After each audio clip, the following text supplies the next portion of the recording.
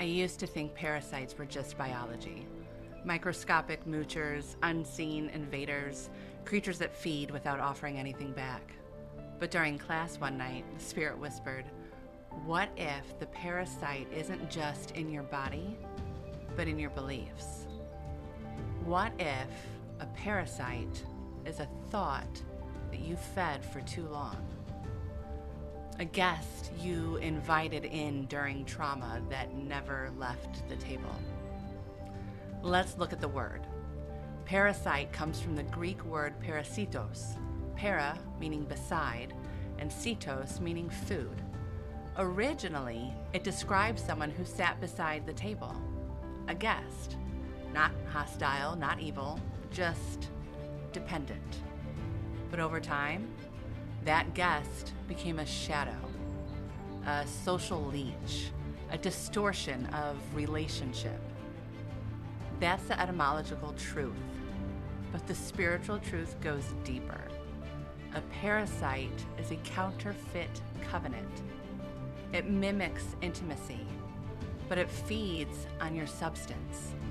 And in the soul, it splits your sight. Pair of sights.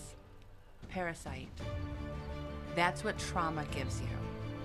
One eye for hope, the other for horror. One sees love, one sees abandonment. Both fighting for dominance inside your skull. It's called splitting in psychology. It's called torment in the spirit. Jesus named it like this: where their worm dieth not, and the fire is not quenched. He's quoting Isaiah 66, the final verse, a picture of ongoing consumption. But this worm, this isn't about maggots. It's about memory, the kind that never metabolized, the kind that keeps chewing on you long after the moment has passed. It's the echo of distortion that whispers, if I'm loved, I must be perfect. If I'm rejected, I must be worthless. If they don't respond, I must be nothing. This is the worm that dieth not, because we keep feeding it. Parasites in biology operate similarly.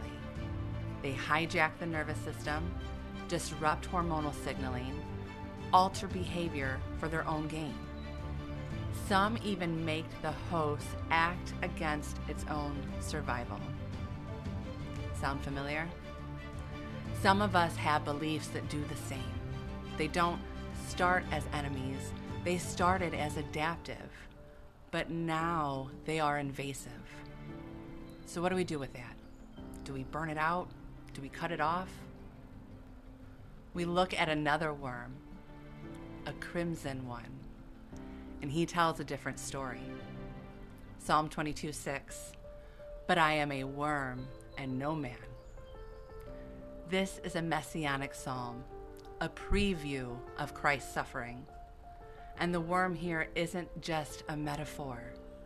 It's a specific Hebrew word, tola'ath. The tola'ath shanai, the crimson worm. Used to dye priestly garments, the temple veil, and the scarlet cord Rahab hung from her window. But its life cycle is where the mystery begins. The mother crimson worm climbs a tree when ready to give birth. She latches onto it permanently, pierces herself, and dies, birthing her young. As she dies, she releases a crimson fluid. It stains her children permanently. They are born covered in blood, but not just her blood. Ancient commentaries suggest this worm fed on the blood of a lamb.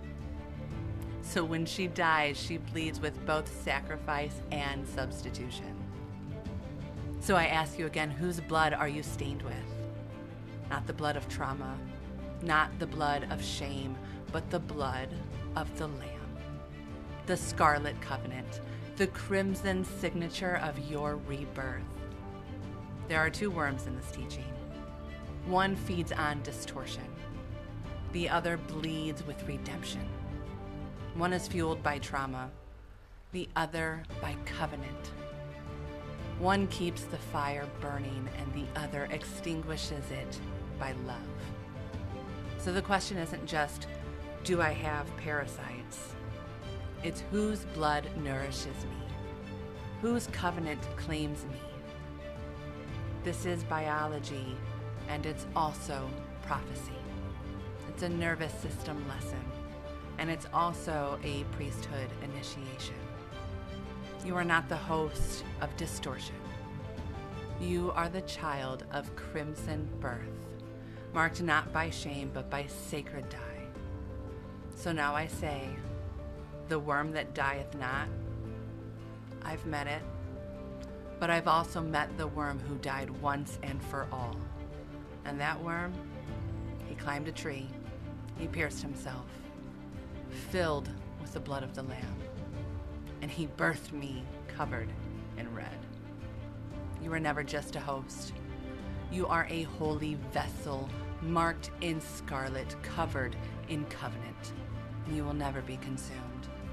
Not by fire, not by the worm, because you are already claimed by the Lamb. Be loved and be loved, beloved.